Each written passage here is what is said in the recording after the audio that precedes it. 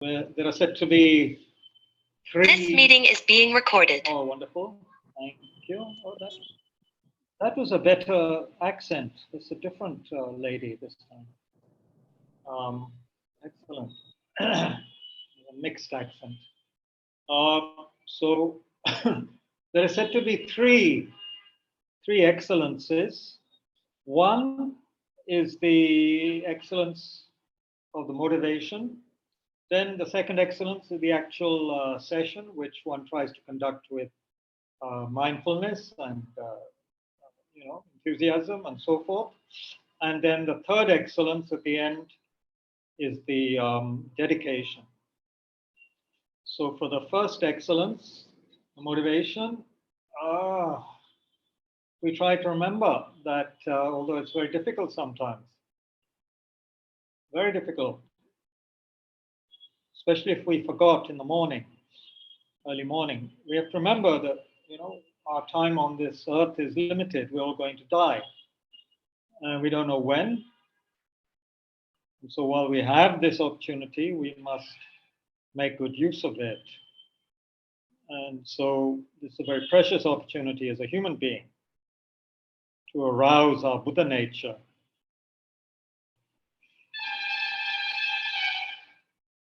So we don't know how long we have. We don't know how long we have before we can arouse that. And we certainly are going to have to experience the results of actions that we've created, wholesome and unwholesome. So unless we purify the unwholesome ones, we will have to suffer the effects. And that is very painful. And not only that, we have to recognize what actually we mean by dukkha or pain or suffering. It's not just temporary physical or mental suffering. It goes much deeper than that. Buddha considers the whole of samsara, the whole of the 6 realms, including the human realm, as one of continual dissatisfaction, frustration, brought on by the neurosis spawned by ego, by ignorance, ego-grasping ignorance, self-grasping ignorance. So the whole of the atmosphere, you could say, the whole of samsara is shot through with that, is tainted, poisoned by delusion and karma, by ignorance. However beautiful or wonderful it seems, on the outside, because on the outside it can be made to look very, very ordered, very ordered and beautiful, and somehow enticing. Probably those people who work for, especially for fashion or glamour magazines or stuff like that, they know how for example, the human body can be made up to look very beautiful and very enticing, or how anything, a motorcycle, a house, anything, the surface can be made to look very, very appealing, but what is underneath, what is just beneath, is liable to decay, obviously. And of course, the surface is as well liable to decay. Very powerful sort of short scene, which I've mentioned before, of when Prince Siddhartha was leaving the palace, escaping from the palace, leaving his wife and his son there and everyone else. While he was escaping at night, he passed by the place where the dancing girls were sleeping, you see. And of course, dancing girls or lights or anything can be made to look very enticing and very appealing while they're in the middle of their performance or whatever, while they're doing what they need to do. It can all look very, wonderful. But at night, as he passed, it was a warm night, and as he passed these sleeping dancing girls, Some were their mouth half open, so there was mucus coming out, saliva, and the mascara was in the heat and the humidity. It was running, and kind of he felt some of them just looked like dead fish, you know. So what was very appealing in the day is not very appealing at another time when it shows its more, true nature. All of us are like that, not just dancing girls, every single one of us, men, women, in between, all the rest, all like that, you know. And if we were to go to a cemetery where, some bodies have just been dumped because maybe they can't afford to burn them or whatever, and if we were to stay there, we would see, wouldn't we, the process of disintegration of the body. Or if we had access, to a video made of a surgery in, an operation in progress. Of course, some people don't mind that, and surgeons get used to it. But if we open up the body, somehow, what's underneath is something else, isn't it? That is not put on the front pages of magazines. So samsara is like that. What appears very amazing. One moment one is very comfortable and rich, and there were these accounts of people, very rich people enjoying a holiday somewhere, I can't remember where, and then the one moment they're in this luxury resort, by the sea. The next moment they're fighting for their life when the tsunami came, But of course, we don't have to wait for a tsunami, for death to come, or for some unforeseen situation to arise, or for sickness to come. One moment you feel great, the next morning, that evening, one is sick. So this is, So if we're aware of all of this to some extent, then that could be a good motivation. We lose our kind of fascination with samsara, and we develop some weariness.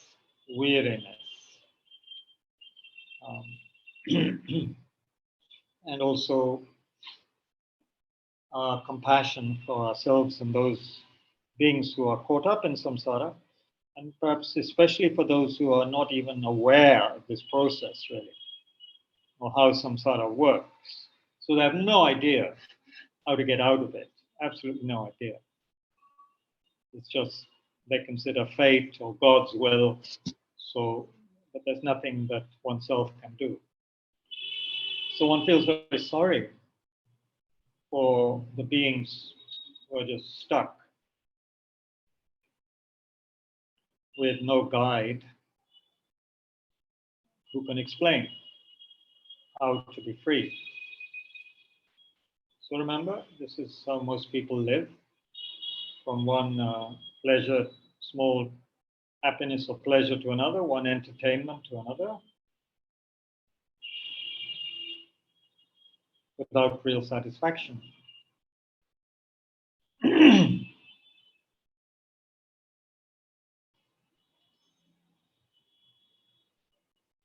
Yeah.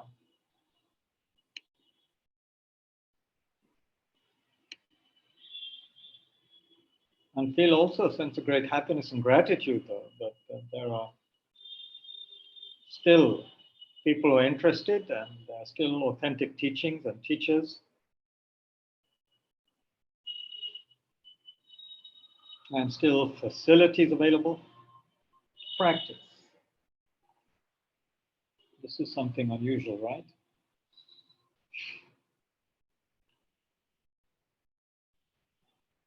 So, for example, the whatever 80, 90 people who come to Bodh Gaya for the course, starting today with Geshe Dojidangula, they're very fortunate people. They not only have the interest, they not only have a very highly qualified teacher, they not only have the time, they not only have good enough body and mind and no last minute problems to stop them coming, and they also have all the facilities available to practice. It's not enough to have a teacher and 90 students. If there's no food, no accommodation, nothing like that, then then there's no retreat. But there's a place, there's people running it, people putting energy into it, cooks, there's food. Food is bought with money, so something has been done to get it together. It's quite a lot of work, actually. So then, how amazing! And then to have a week where one can immerse oneself in the kind of what Shantideva calls the essence, the butter from the churning of the milk of the Dharma. That butter is bodhicitta, mind of enlightenment. So to be able to study that, not just study that, meditate on that for a week, it is extremely unusual and wonderful. So we can rejoice for them, and we can rejoice for our ability to be together for a little while here to investigate what really is authentic Dharma.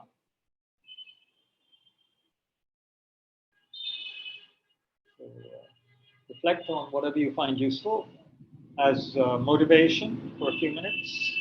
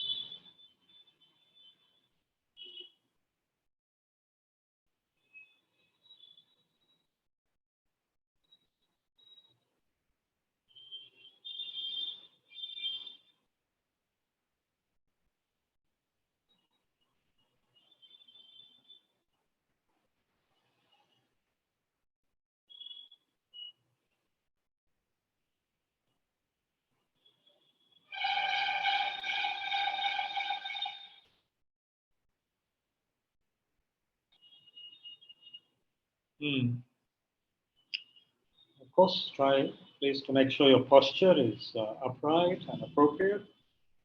So we can sit together quietly for a few minutes and pay attention to the sensation of breath without getting caught up in the thinking process, or without getting caught up and not realizing it. We will get caught up, but we can realize it very quickly and just let go and come back to the breath. We need to have that sense of being relaxed about it, but also very attentive, alert. So let's sit together for 7 or 8 minutes quietly.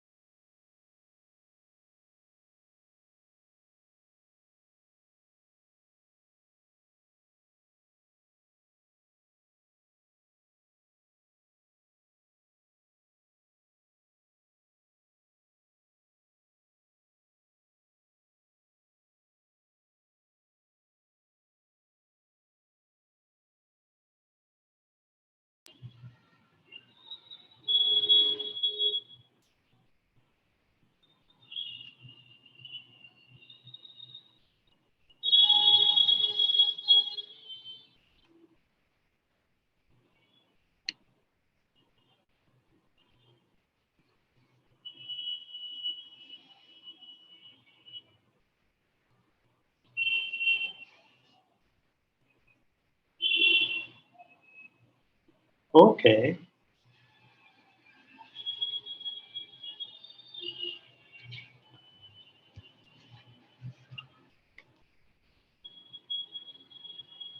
I'd like to read a couple of passages from several books, um, which are connected with our topic of basically authenticity, which is one of the hardest things to maintain in anything, in life, in our work, our relationships, everything.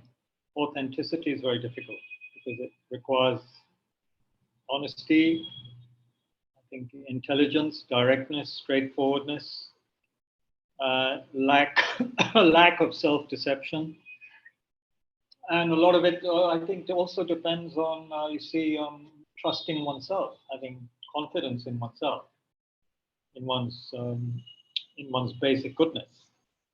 So not trying to put on too much of a show. It's very easy to put on a show.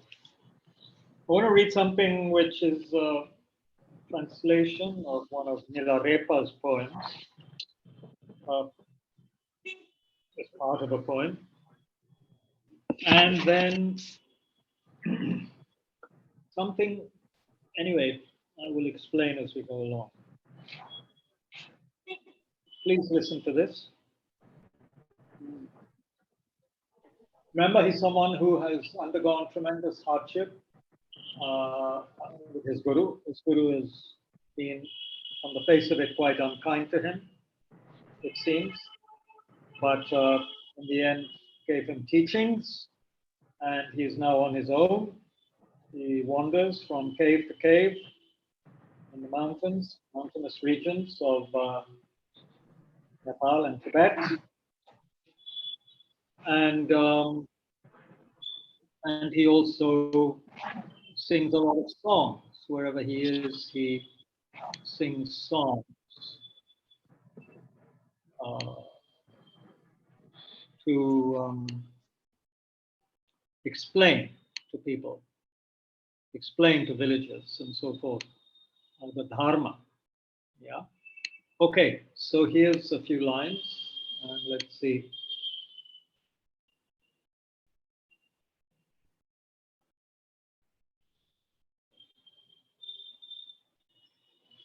The author introduces this by saying that Milarepa, in this sense, can be seen as a kind of a rural poet who saw the rural world's potential of great suffering, but at the same time, its very life-affirming aspects.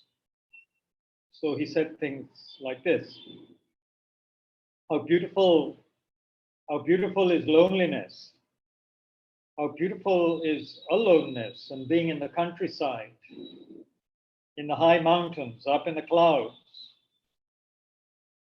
The monkeys bounce around in the trees and the birds sing their beautiful song. Underneath the waterfalls, you can listen to the sounds of the stream. The cave hangs around in its solidness, and there is sunshine and moonshine. But who cares? The only thing I care about is this beautiful aloneness which speaks for herself and is my constant companion in spite of all these happenings. So on the one hand, he sings about the very difficult aspects of samsara, how terrible samsara is, but also on the other hand, he sang about how beautiful it is to get out of samsaric involvements. Now, let's have another kind of, let's look at things from another angle, if you like. Now, this author, albeit he's talking about someone who's perhaps at a more beginner level than Milarepa, okay, and may have spent some time in retreat and so forth. But this is what this author says. First of all, he criticizes a lot of what is passing nowadays for Dharma, what is now being taught in the name of Dharma, including Buddha Dharma. He says the aim of far too many teachings these days is to make people feel good. And even some Buddhist masters are beginning to sound like New Age apostles.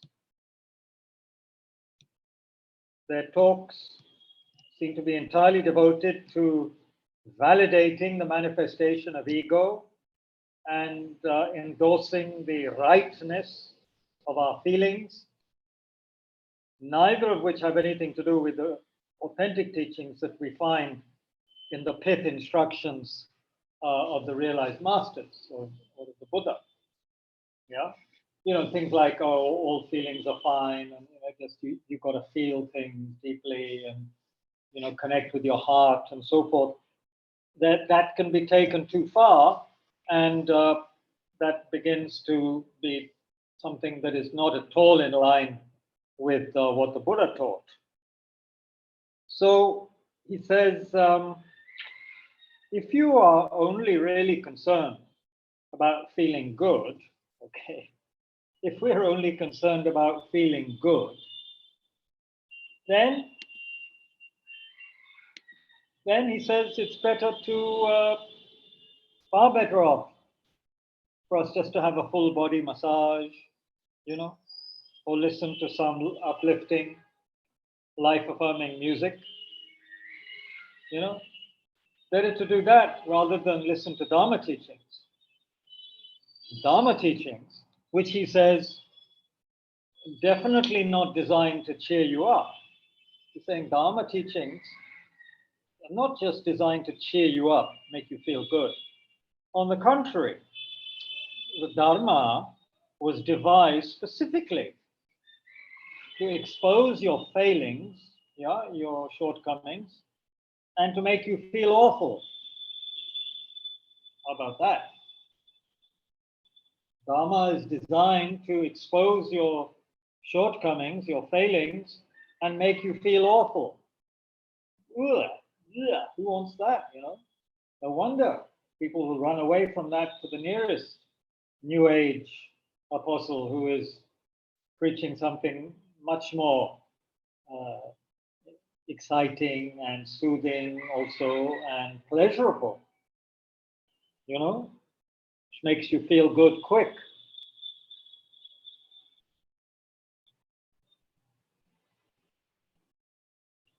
So this author recommends reading, one of the stages of the path, the treatises. So, for example, Words of My Perfect Teacher. That is an example of the stages of the path teaching in the Nyingma tradition by the great Patrul Rinpoche, 19th century master. So he says, if you read that and if you find it depressing, if Patrul Rinpoche's disconcerting truths rattle your worldly self-confidence, then be happy. It's a sign that at long last you are beginning to understand something about the Dharma. Yeah? And by the way, to feel depressed is not always a bad thing. It's completely understandable for someone to feel depressed and deflated when their most humiliating shortcomings are exposed. Who wouldn't feel a bit raw in such a situation? But isn't it better to be painfully aware of a failing rather than utterly unaware of it? For example, if we are quite sick, actually, if we say have a hidden tumor or cancer or something, we go to the doctor, we don't feel too good. What we really want is for the doctor to say, you're okay, really, don't worry. Take this pill, go away, thank you, you'll be fine. We don't want a really good doctor necessarily who checks very carefully and finds out something which is quite, badly wrong and potentially very dangerous. We don't want, that somehow, that is a pain, isn't it?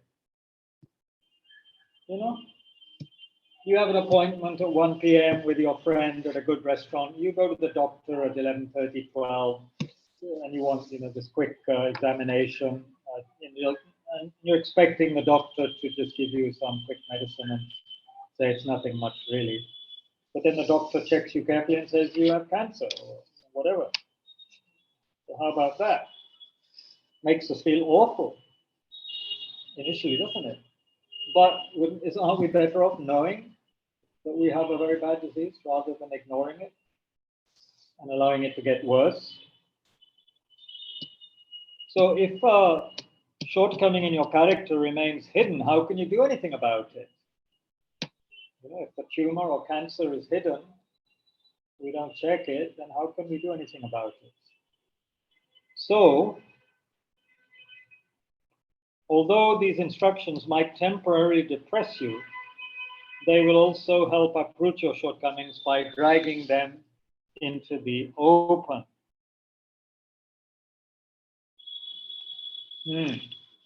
This doesn't sound very nice, does it? And this is very bitter medicine for us who are sick with the 8 worldly dharmas. Remember them?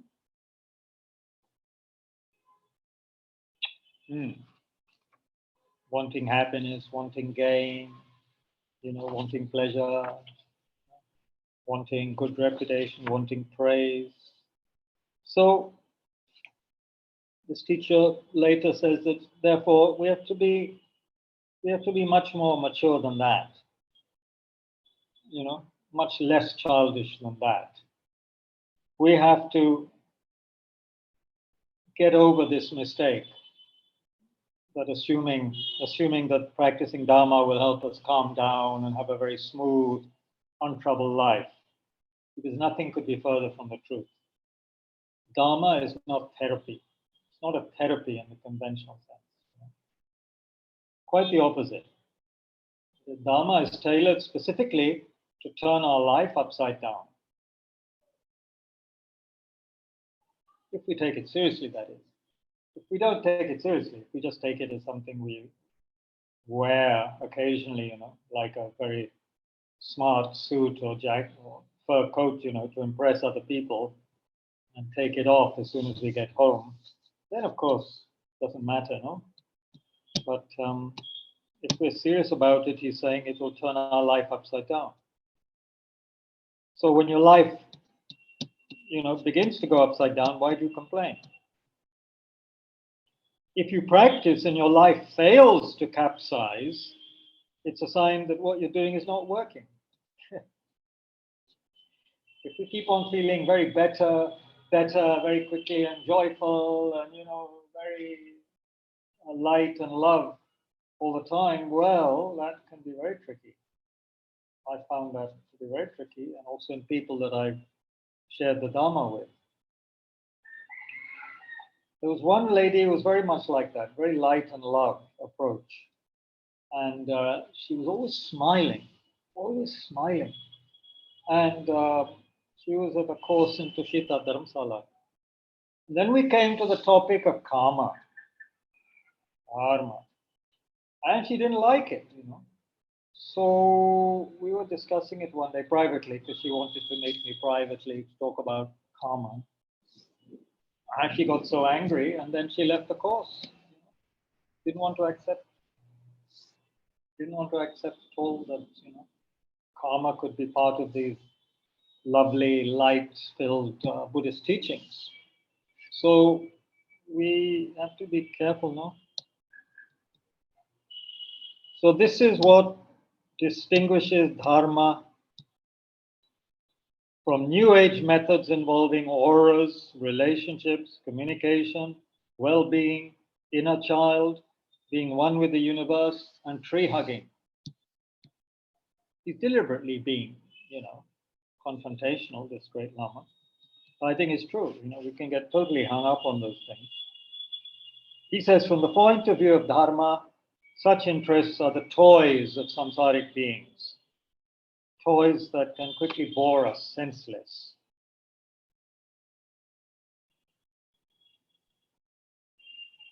Right now, we can only be slightly non-conformist, but in this text, of course, Dzongsa Rinpoche says we should pray to be like Tilopa, who sits on the banks of the Ganga braining, fish and eating them, and becoming a great yogi. We should pray to be like that. We should pray that one day we'll have the courage to be just as crazy by daring to go beyond the 8 worldly dharmas and care not one jot about whether or not we are praised or criticized.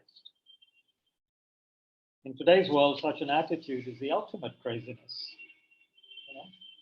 We go around not being concerned about whether we have a good or bad reputation and follow our own truth where it leads us, then people will criticize us for being crazy, selfish, not responsible, it's sensitive to what other people think and want, all of that.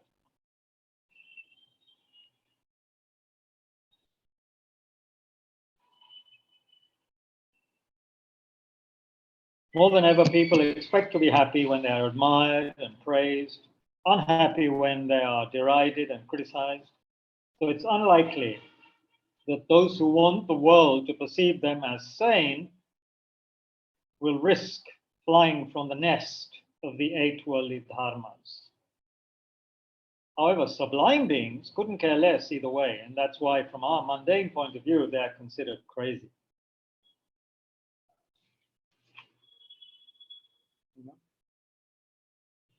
So, yeah, Milarepa, even his own sister, considered that he was a bit crazy, really, up there in his cave, wearing almost nothing.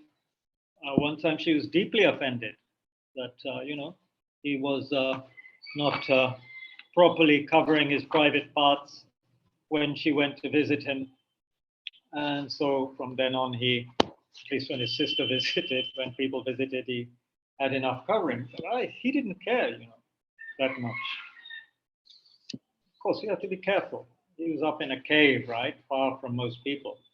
We start behaving like that in the center of a city, we'll get arrested very quickly. Yeah. Nowadays, you have to be very careful. With, not just Me Too from the ladies' side, but Me Too also from the men's side. There's also men are starting a movement. Some men have started because there's such a strong sort of force from the ladies' side. So some men are having to get together when they feel they are being mistreated by women, because usually we consider it could only be the other way around. So anyway, all of this stuff comes up due to oversensitivity, ego, just lack of intelligence on all sides sometimes, whatever. So,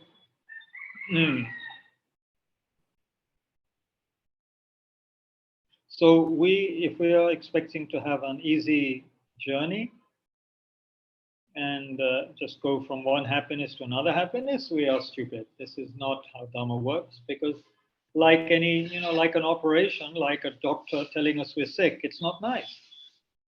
We have cancer, then we have to undergo therapies, which are not pleasant, which are painful. If we do chemotherapy, then it's painful, we lose our hair, all sorts of things happen, apart from the fear involved and all the rest of it.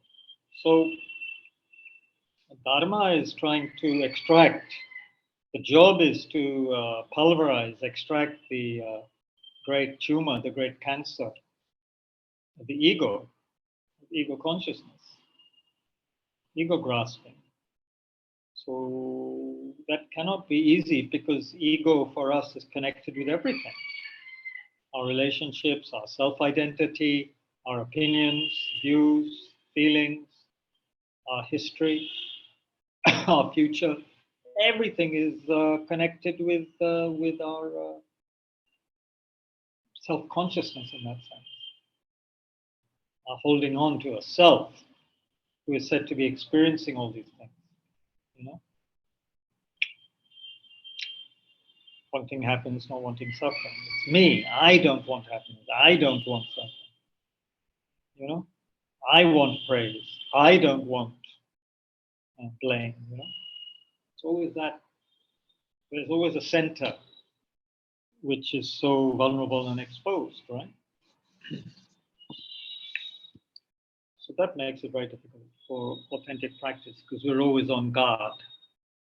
We're always making things very difficult for ourselves.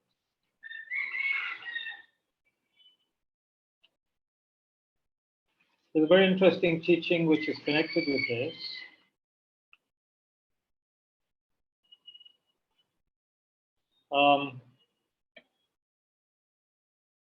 Called in Pema Chodron's book, When Things Fall Apart.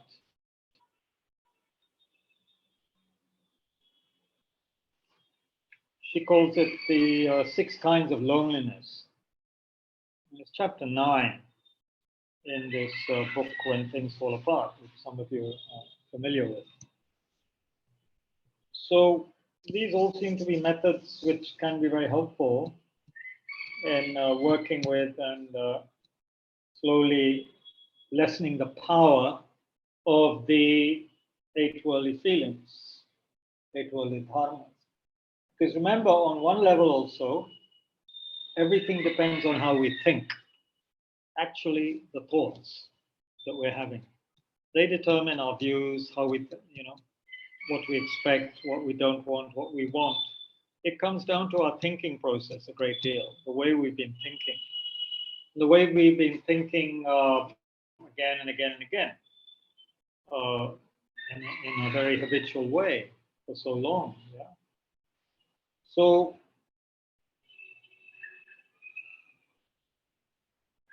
there are 6 methods when we're working with this loneliness. She takes up loneliness because loneliness we regard as something very painful and something to avoid. You could say, in general, that it's connected with our always wanting something else, wanting entertainment, feeling that what we have right now in this present moment is not enough. There's always something else. We need to fill the gap. So she says the first kind of cool or skillful loneliness is having less desire. Less desire for her here means willingness to be lonely without needing to resolve that situation all the time.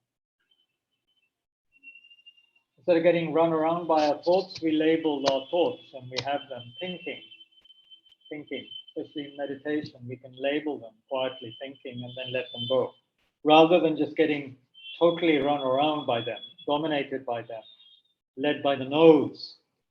So we had a ring in our nose like they have for animals. We can be led anywhere by our thoughts. So giving them up. So practicing less wanting, less desire. Second kind of loneliness, of course, they're all connected. Second is contentment. When we have nothing to lose.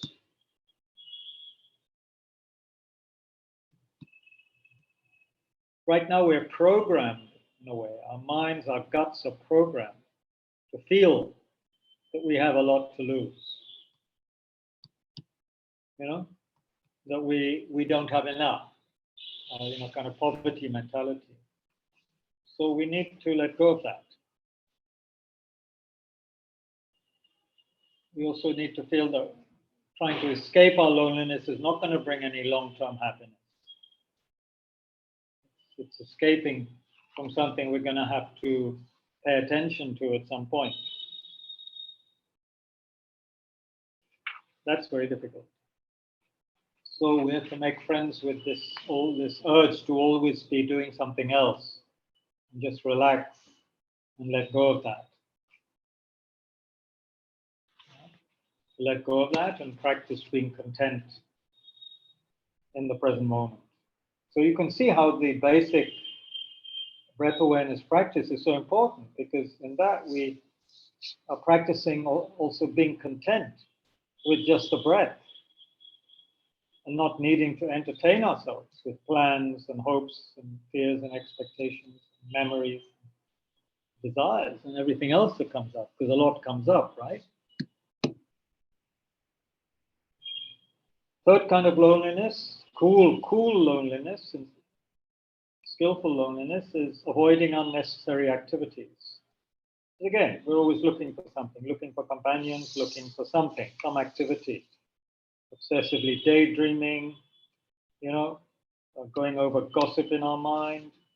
It's just the old same repetitive ways of distancing ourselves from the spaciousness of loneliness.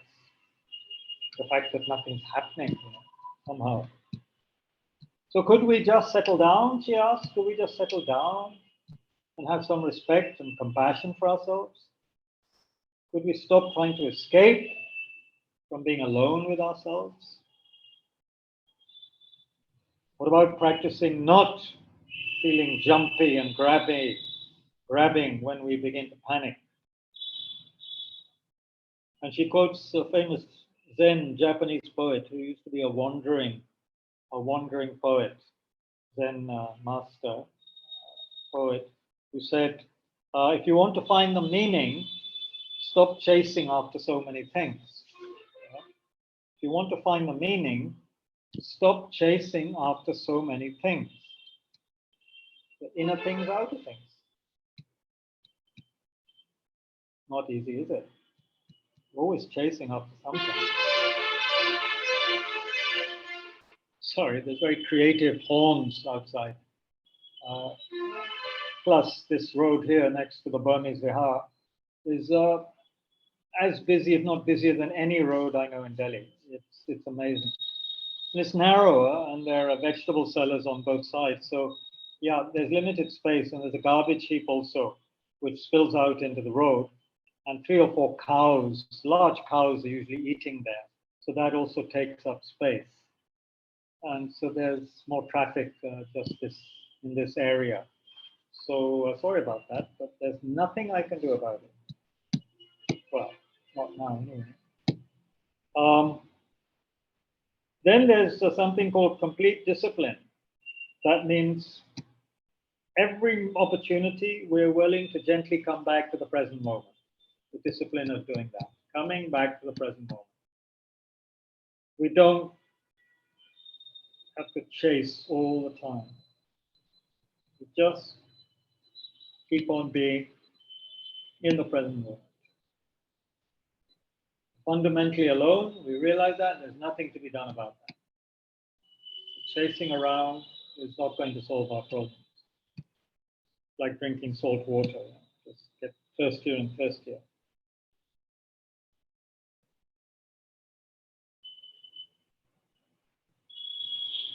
She says, there's no certainty about anything.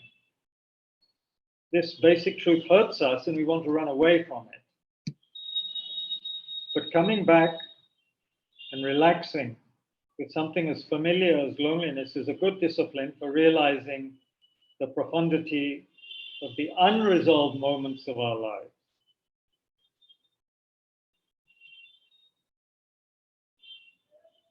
We're cheating ourselves when we run away from the ambiguity of loneliness. Of course, we can make loneliness a demon and hate it, or by being more intelligent, relaxed about it, we can treat it as a friend. And then it ceases to be loneliness in that negative connotation. It becomes either what Trungpa is calling cool loneliness, or we could call it aloneness, which in English at least doesn't have that sense of something difficult or problematic.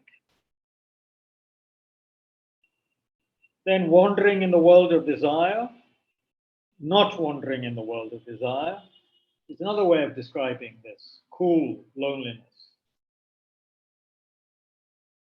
Well, wandering in the world of desire involves, again, always looking for food or drink or people or something else to entertain us, grabbing. We want to go home, open the fridge, find it full of our favorite goodies all the time. And when the going gets tough, we want to shout out to mommy or daddy, to help us, to feed us. But what we're doing when we took refuge is to become a refugee, you see. When we took refuge, in one way we become a refugee. We're running, we are not tied so much to home. We're leaving home and becoming homeless. So not wandering in the world with desire is again about relating directly with how things are.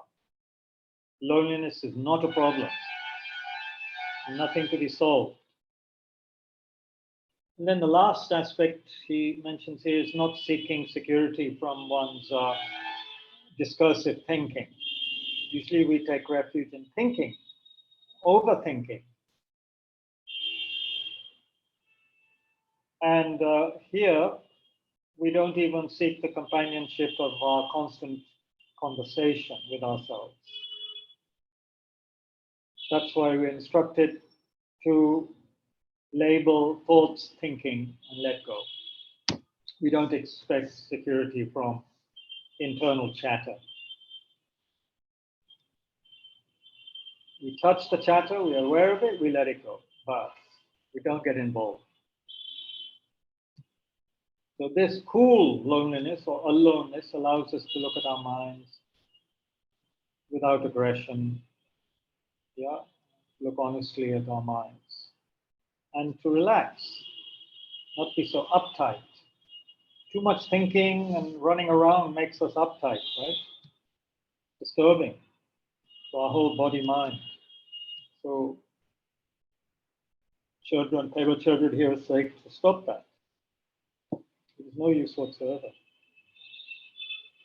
So there, we can also gradually drop our ideals of who we think we ought to be, or who we think we want to be, or who we think other people think we want to be, or ought to be. Because that's very much what the 8 worldly Dharmas are about, especially the praise and blame, good reputation and bad reputation. They're constantly trying to behave in a way which will make other people appreciate us and say how good we are and blah, blah, blah. Even though it's totally a hypocritical attitude, because what we are may be quite different, but we're showing something just to get other people's appreciation and praise. So here we just give all of that up, just look directly with compassion and humor with what we are, at what we are, at who we are. Then loneliness is no threat, no heartache, and it's no punishment.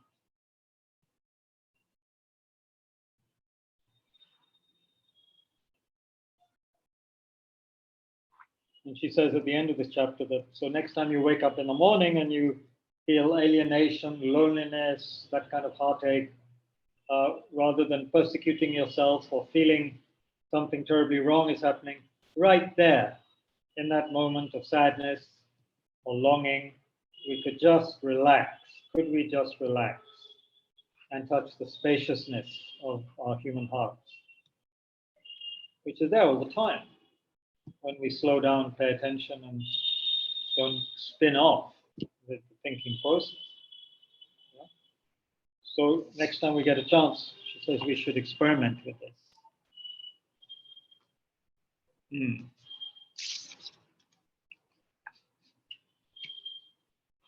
Oh dear, excuse me.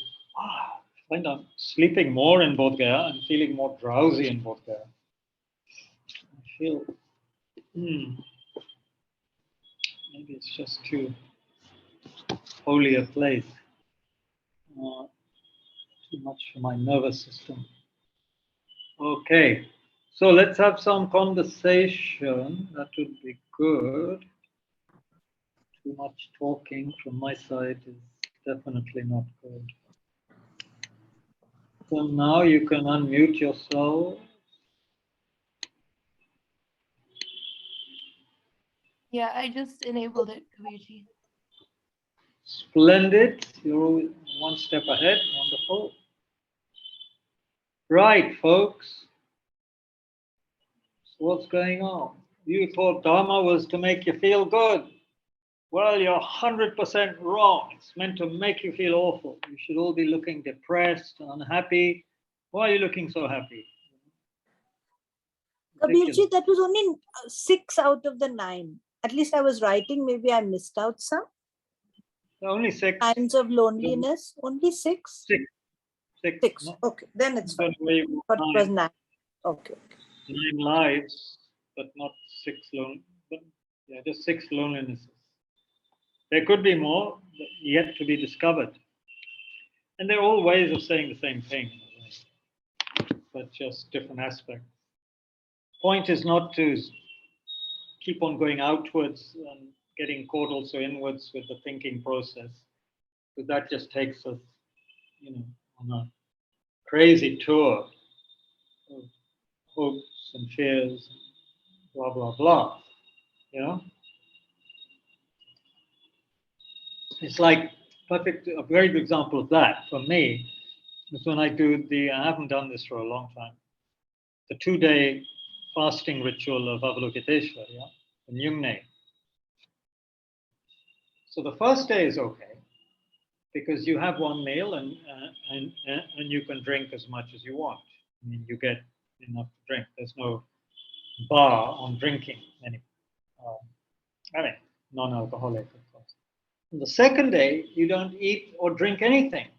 Anything. Nothing is supposed to touch your lips, actually, in terms of food or drink, from the time you go to bed on the first day until the day after, not the whole next day, nothing, and then the following morning. So basically, one's talking about 36 hours. I mean, if you cheat, I guess technically you could get up in the middle of the night and drink, drink and eat stuff, but one doesn't do that. After the day of eating, we don't get up in the middle of the night and then again drink something. No, from that evening, you don't eat or drink anything. So anyway, on that second day of full fasting, I have all these fantasies. I would get all these fantasies about food and drink, of course, especially drinks, but also food. Just constant thinking about food and drink from about midday onwards, when the not drinking especially was getting especially difficult. Because in that practice, you keep on doing prostrations and the chanting and so forth, but you're not putting anything in the body. And I'm used to putting something in my mouth every few hours, for sure. So that really shows us how much one is addicted to wanting something, to eat something, to drink something, to do something, to think something. So I was thinking. I wasn't being allowed to eat or drink, so I was thinking. I was fantasizing, food and drink. Wasn't fantasizing about people or relationships. I was fantasizing about food and delicious drinks. And what it would be like the next morning when we're allowed to break the fast after dawn. So that can be very blissful, to have that first sip of delicious tea or coffee or whatever in the morning is just amazing. And usually anyway, that last night I can't sleep at all. I don't sleep. The mind is just not able to turn off because of the apparent hunger and thirst and all of the thoughts going on, the fantasies going on in the mind. So I haven't done a Nyungne for many years. Any of you here done a Nyungne? The 2-day fasting ritual of Avalokiteshvara? Jan, you'll have done it. Did you ever get that kind of thinking on the second day?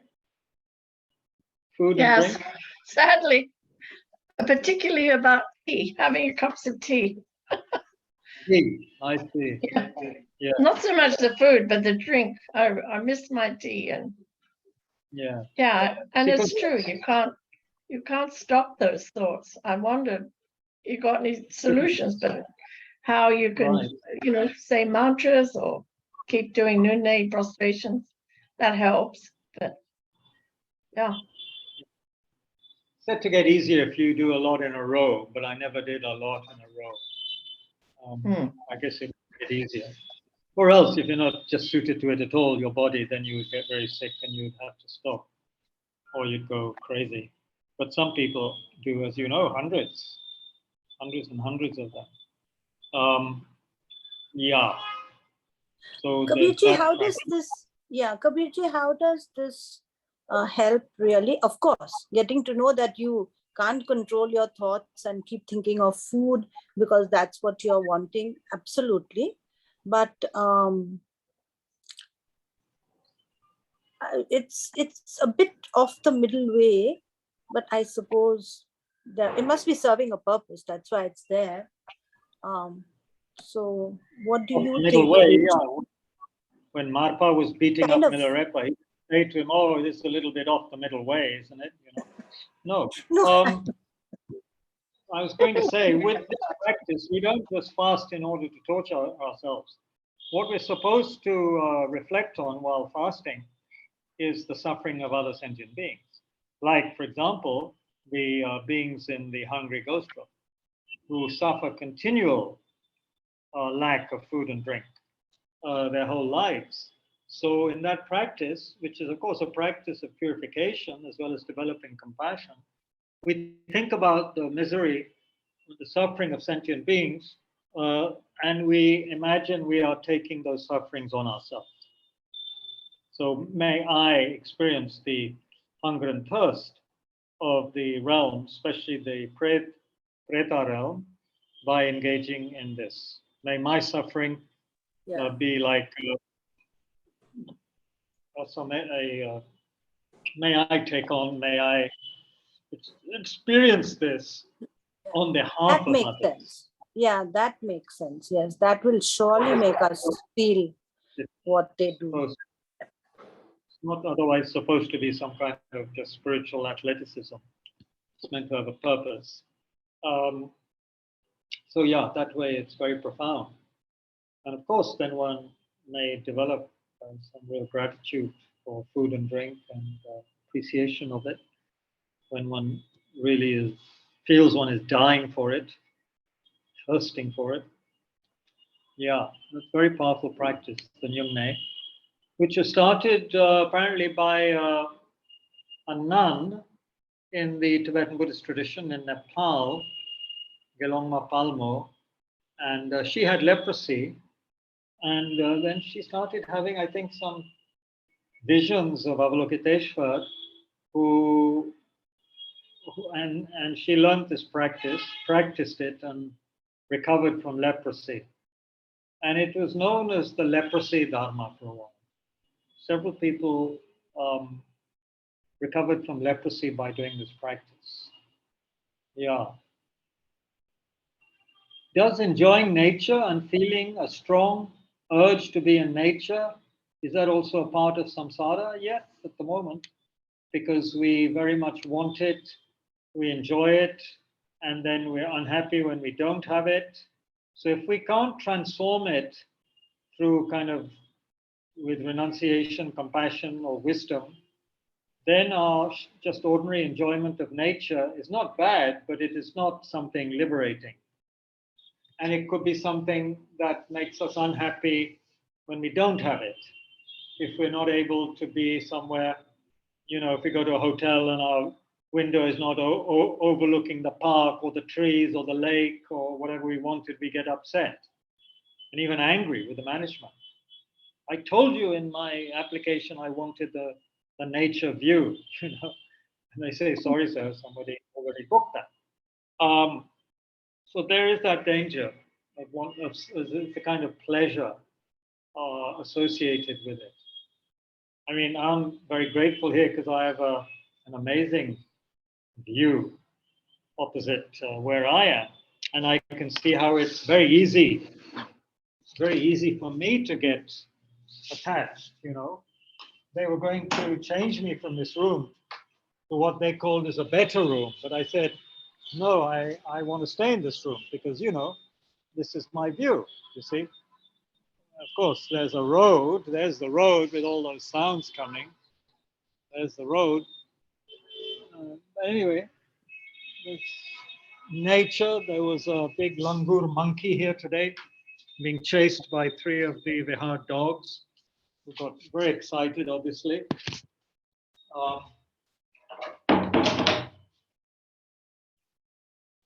So they were chasing this langur down the corridor right in front of my room.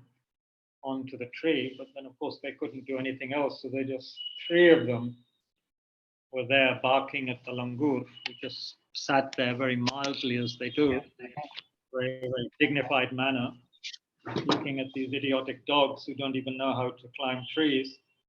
And even the chickens and their chicks were in the tree, hiding from the monkey. I hadn't realized properly how hens and cocks can actually fly a bit. So they were all in one particular tree, huddled together, hiding because of all of the hullabaloo going on. So yeah, it's quite exciting being in nature. But I wouldn't want to be, I wouldn't want to be one of the little insects that the birds or the chickens are just pecking at and gobbling down. So it's all very romantic and lovely looking on the outside, but there's a whole, it's a jungle out there, as they say. There's a lot of eating and killing going on. So yes, anyone was saying something? So yeah, we have to be careful.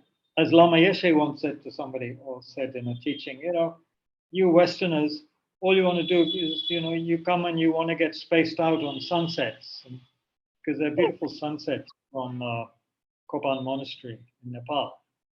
So he said, that's just samsara. That's just wanting samsaric happiness. But of course, your advertisements for wellness centers are going to have some beautiful sky and some one with an almost perfect body sitting there, meditating and stuff. But I bet they don't teach 8 worldly dharmas or 3 kinds of suffering at these wellness centers. Because they're just wanting us to feel good, which is not a bad thing. I'm not saying it's bad. To help someone feel good is fantastic, but it's not Dharma as such, unless it has a dharmic motivation behind it. Otherwise, it just helps us get more and more attached to worldly things. There's nothing wrong with what those things he mentioned, like full body massage he mentioned. What's the other thing he mentioned? When he was uplifting, life-affirming music. Yeah. So if you want to feel good, do those things. But yeah, I mean, I like full body massage and I like life-affirming music. But I'm not pretend. I try not to pretend that that's gonna, free me from samsara or give me lasting satisfaction or happiness. That's the thing. Thank you very much. Where does one do the Nyingnes? Well, where you do the Nyingnes, we were doing it in Nepal at Kopan Monastery, and the nuns are very excellent at doing that. So the nunnery just below Kopan Monastery in Nepal, which is connected with Kopan, the nunnery there organizes. Many of our centers worldwide organize them at certain times of year. So you might want to go onto the FPMT website, fpmt.org, and check what's happening in different centers. At Kopan Monastery, yeah, the nunnery there,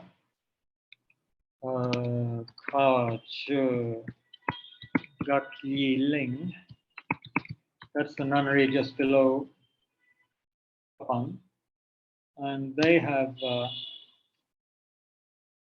they organize the nuns. I mean, one of the things that helps one get through a Nyungne is the beautiful chanting of the nuns, because there's a lot of chanting prayers in these practices, and the nuns, such beautiful chanting. Did you attend some where the nuns were chanting, Jan?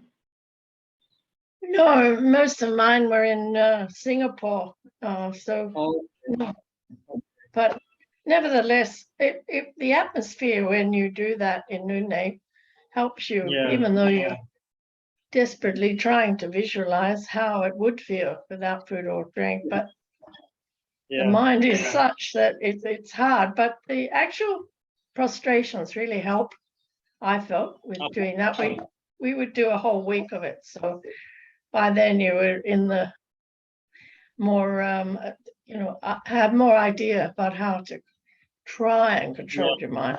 Difficult though, but no. But people used to chant when you're doing Noonday, doing the chanting. So in the sense of repeating the text, that was quite nice. Yes. Yeah, during the sessions wasn't too bad. It's in between sessions I would have big problems. During the session, not too bad. Although by the afternoon of the second day, I wouldn't be able to prostrate. I was just too wasted. Yeah. It depends a lot on people's also, not just the mind, but the body, the physiology of people. Some people can stand it much better. Yeah.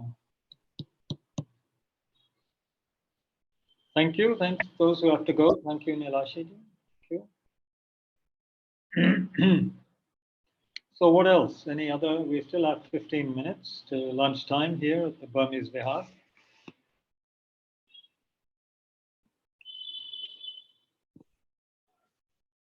Kabirji, I just want to share.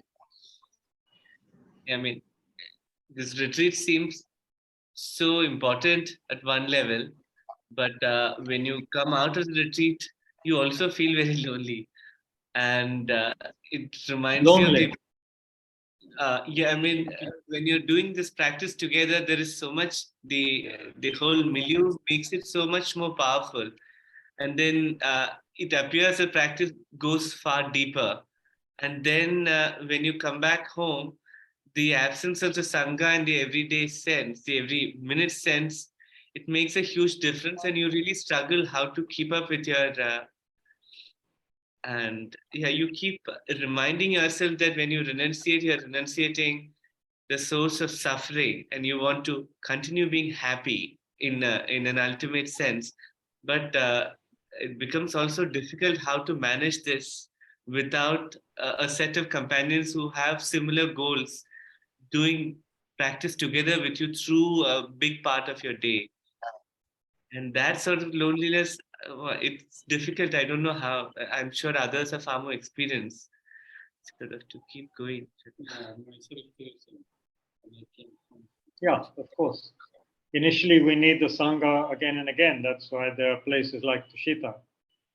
And then some people, when they become more self-sufficient that way, have taken enough teachings and instructions, they can go off and do retreat for longer periods, or be alone in certain cities or wherever they are without needing to sit or be with the Sangha every week or whatever. People are different. Some people are much more able to cope with being alone and actually prefer it. But as you say, it's not easy. Why should it be easy?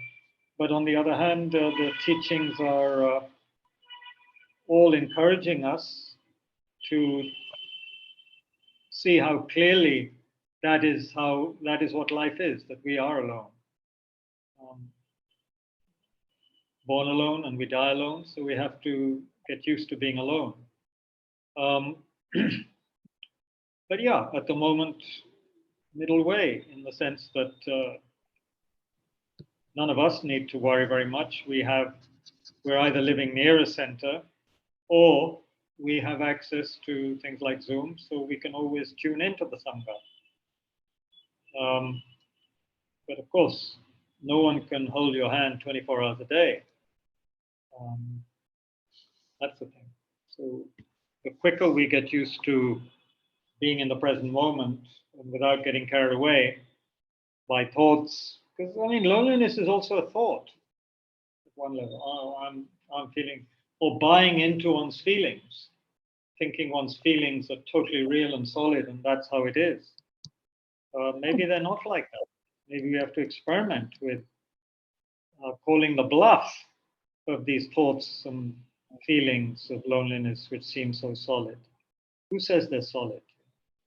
If they're solid and real, then they should be with us all the time, but they're not. You know? But yeah, can we do it without distracting ourselves with something else? That's something to work with.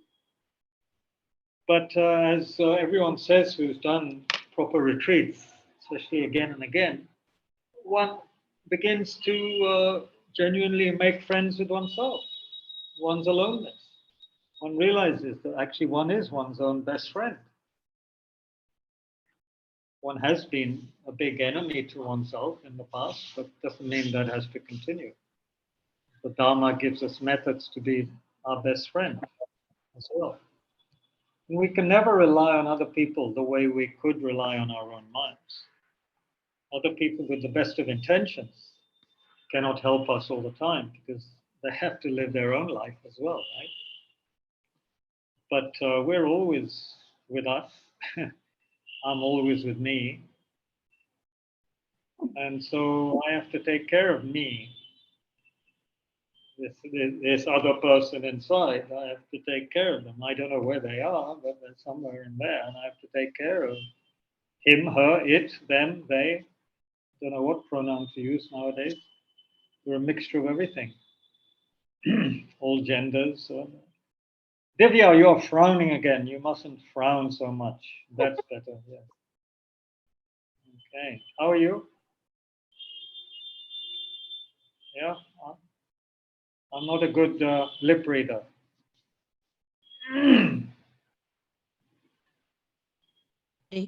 Can I speak? Okay. Actually, even I feel very lonely at times when, I was at my mom's place, there were brothers, sisters, people around. But when I got married 11 years ago, so me and my husband are there. So I'm sort of confused. I mean, I go to be with my mother, with my sister. So how to handle this loneliness? When my husband goes to yes. When my husband goes to clinic. So sometimes I'm confused. I mean, as to what do I want from life, and I see. What do you think is the meaning of life, possibly? Meaning of life. You said you're confused about life, the meaning of life. What is the meaning of life? What is the meaning of life? As like in Buddhist terms, like we should have compassion for people and pray for their happiness. I'm not saying should or anything. What do you think is the purpose of life? Purpose of life is to be happy and contented with oneself. So so then we have to find are there ways of approaching it that will help? How does one generate that? And does one do it by more wanting, more thinking, or also by letting go and relaxing and not having so many expectations? By having more trust in oneself and the fact that one is not just some kind of poverty-stricken individual. I mean, inner poverty more than outer poverty. So there are many ways to get going with this, which we have mentioned in our studies again and again. Being at home often doesn't help all the time. That's why the teachings mention going away from home, because home is connected with all kinds of dysfunctional ways of thinking and relating, and having to fulfill other people's expectations all the time, which is difficult. So going away from home is useful. But if one is in a marriage or something, then it can be more of a challenge, unless the other partner is very sympathetic, understands one's needs. So when I was single, I used to create my own life. I just had so many friends and used to go out, travel. And I had a rocking life, But as my husband is good, but he has different likes. Like I like to travel more. I like to socialize. He likes to be by himself. He doesn't like to socialize much. So I don't know how to create my life. Well, that's good. You just leave him alone. You leave him alone and go traveling. Perfect. Yeah, Teach I'll him do how to that. cook meals. I'll do that. I'll do that. And just, if you like traveling and he likes being at home, that's good. There's someone to look after the home when you're not there, right? Agony. But you have to be clear though that that's what you want to do. But then he feels lonely also when I go out and come back. Then he complains That's that. good. But Appreciate what you can more, I do yeah? then? If he's not going, then what You can I don't have do? to do anything. You do what you want to do for a while. Yeah, I think And I will do now. I have to he'll take have charge to of my do it. life. Yeah. He's a grown up. He can he can deal with it. Yes. You know. Yes, yes. Okay, I'll send you the bill later. That was worth a lot. Yeah. I'm joking. Yeah. So what else, folks? What else? One more thing, Kabirji, like I want to meditate but my thoughts, they hinder me. I'm not able to meditate and I'm not able to go deep. I do it, but my thoughts really bother me. You This I should think I have asked you so many times. start a Sorry. conversation. You should start a conversation with your thoughts. Talk to your thoughts. Ask them what the problem is. Talk to your Okay. thoughts. Literally, they will get so bored, fed up of talking and conversing, they'll stop. Just talk to your thoughts. Especially when you're in the bathroom or alone and your husband's not listening, talk to yourself and say, what do you want? Why, what's your problem? And then there's some thought, and then, talk with your thoughts. See if that helps. Yes, I'll do that. Yes. Because, coming back to the breath is not for everyone. It's quite difficult. One is a compulsive thinker. We just have to beat thoughts at their own game.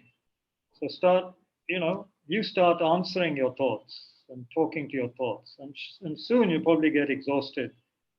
And then the thoughts may come to an end.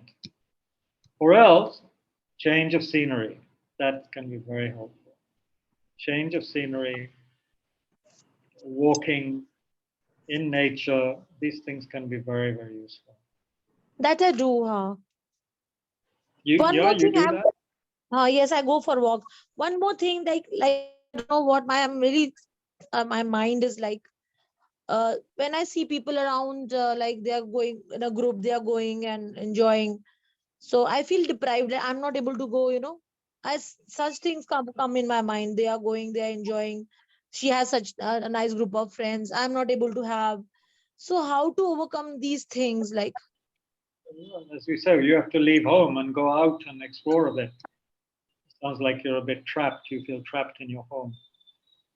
But yes, I feel sometimes fearful of my husband. If I go out more, he will say, all the time you are roaming. You don't have to look out of after the house. So I don't know why I'm fearful of him. Well, there could be many reasons. One is kind of a traditional thing. Women in India are supposed to listen to their husbands, apparently. So those days are coming to an end. Now husbands have to listen to their wives and be very afraid of their wives, which maybe they are anyway, but they're just pretending that they are the boss. But of course, they're not really the boss, are they? No one's the boss, perhaps. So you have to be brave. You have to stand up for yourself, or else face the consequences. You have to Yes. stand up for us. Many people have this issue. It's not just you. Yeah, to some extent, we all have this issue. But you can say to your husband, "Well, sorry, I'm very unhappy just doing, living the way I've been living. I need something different. So, please take care of I yourself told for a him while." once. I told him once. You I told once, him. not once. People forget if you just say it once. You have to repeat it again and again. You know. And the other thing is, don't you have some old friends from school or childhood or something? Not in touch Whom with them now. Maybe they are settled somewhere. I had a very nice Russian friend, Tamara. Her husband is a Russian doctor. Friend That's far Tamara. away. No, Uh-huh. I know. She's in India only. She stays in Chamwood village, and we went to Singapore together when I was single. We used to work out together in Sirifort Sports Center. But then Well, I got married. I don't know how to approach her. maybe now she wants to be in touch. One or two times I tried to approach her. I don't know whether she wants to be in touch with me or not. You won't know until you try, will you, and contact her. So don't make all these assumptions. I mean, the point is you have to do something. If you just sit at home, you'll just be miserable. That's kind of waste, isn't it? Right. Waste of your life. Yeah. Anyway, good. That's good enough. There, let's dedicate. It's a few minutes to 1. So we can dedicate that the session was not a waste of time, that there's some benefit in at least hearing those words that Dharma is not just meant to make us feel comfortable, it's meant to shake us up. It's kind of say, wake up, wake up. This life, this samsara, which is like a burning house, it's something serious. And we're not going to be free of it with just wishy-washy, diluted kind of versions of things which are just trying to make us temporarily happy or feel pleasure. We need something very powerful. So the Dharma is powerful, but apparently it's very powerful, but we need the courage to engage in it. We actually need to be sick and tired enough of samsara to really want things to change a bit. We really need to be quite weary of ordinary habitual pattern life. Because it is like being in a prison. So may we be free of that. May we always have access to authentic teachings and teachers. May we take the teachings to heart, especially maybe the teachings on Buddha nature and how we do have the seed of enlightenment in us. Always, it cannot be destroyed. May we never be separated from authentic teachings and teachers. May the teachers have long and healthy lives. May all the beings we are praying for, who are sick or ill or have just passed away, may they have a happy future connected with the Dharma.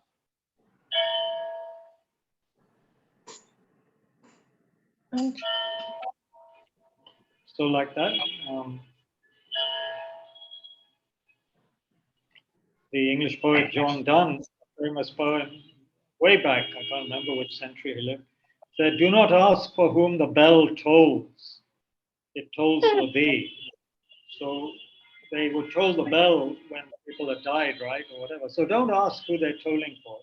Actually, they're tolling for you as well. It's also his sense of the unity of humanity. He was a very, very wonderful poet, John Donne. His love poems are very famous. The British tradition. Yeah, some of you may have read some. I've read it. He wrote that canonization of love, I think. Acha, yeah, that kind of thing. Canonization of love. I've read it. Read your love poetry and read it to your husband. He might get inspired, Yeah. Yes. I'll do that. Anyway, even if it doesn't, it can inspire you. And so anyway, may we our lives be meaningful. May we find meaning in our lives and great benefit to others. So from tomorrow there will be the morning meditation, but it will not be in person at Tushita. Navita will be conducting it from her home. And from tomorrow's the 7th, so tomorrow's teaching stuff. You want to say anything about tomorrow's teachings? Navita-ji, if you're still there.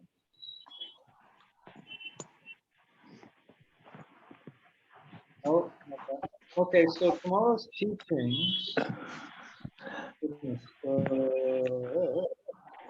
I think the teachings from the Venerable Jamya, they are Monday the 7th to Wednesday the 9th, 6:30 to 8 p.m. Indian Standard Time at Tushita, as well as online. Yeah. And then there's a special, and she's teaching the patience chapter of Shantideva. Wonderful chapter of that book. And there's a special event on Sunday the 13th from 11 a.m. to 4 p.m. on Sunday, mind and its potential. Okay, lunch is included, except obviously not if you're online. So that's happening next week. And it's there, it's posted, yeah? If you get the postings, it's there. The details. Good. So thank you all very much. I'll be in touch one way or another here and there. And we'll be praying for all of us with the Bodhi tree occasionally. And remembering those people, hopefully, like Jan, who knows the Bodhi tree and what it's like to be there. So I hope take care, everyone. Have a good week. Have a good Sunday. And yes, all the best. Yes. Bye-bye. Thank you, Kabirji. Thank you, Bye-bye. Kabirji. Thank you, Thank you. everyone. Thank you.